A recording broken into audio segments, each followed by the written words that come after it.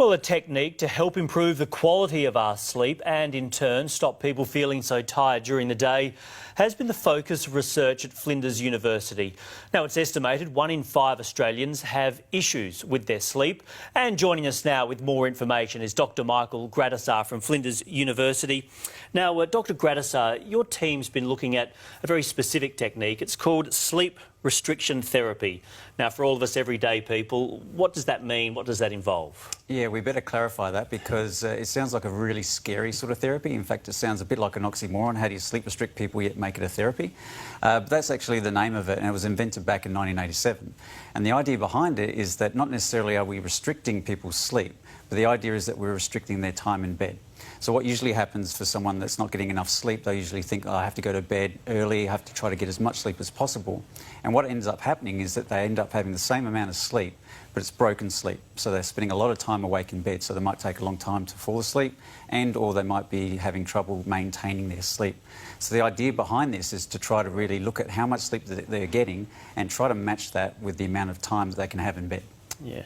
Now, the research you've undertaken sounds quite promising. Is this a way that people with insomnia can perhaps get some quality sleep? Exactly, and a lot of people with insomnia don't really know about this technique. In fact, what happens is that you've got this type of therapy called cognitive behaviour therapy for insomnia, or CBT for short, and that's been found to be quite effective for insomnia, even when you look at it and compare it against sleep medications.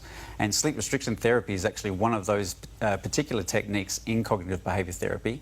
So the research has really looked at CBT a fair bit, but not necessarily sleep restriction therapy. So our research was trying to sort of see what is this single specific type of treatment, what does it do in terms of improving people with insomnia in terms of their sleep. Yeah, and in terms of the results, it's quite promising? Certainly. We did this technique with 16 people with insomnia, and we found that they certainly improved the time taken to fall asleep. They weren't waking up so much during the night, and they were also not waking up for as long during the night.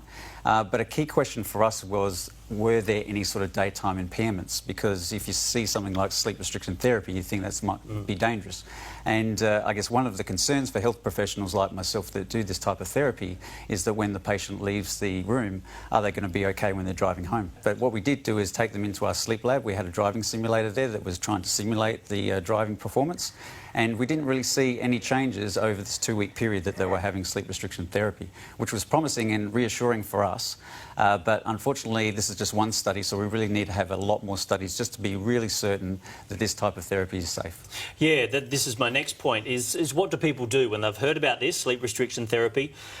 Can they use this treatment? Where do they go to potentially get help with this treatment? What should they do? Yeah, well, besides us at Flinders University, they could look at a lot of different hospitals around Adelaide. In fact, Adelaide's a really good place for sleep research and sleep treatments. So you might find health professionals that are really skilled in this type of treatment, but it's really important that they do seek a health professional who has expertise in it. For our particular study, we had to exclude certain people that might react differently to sleep restrictions. So, for instance, people that might have epilepsy, or people that might have sleep apnea.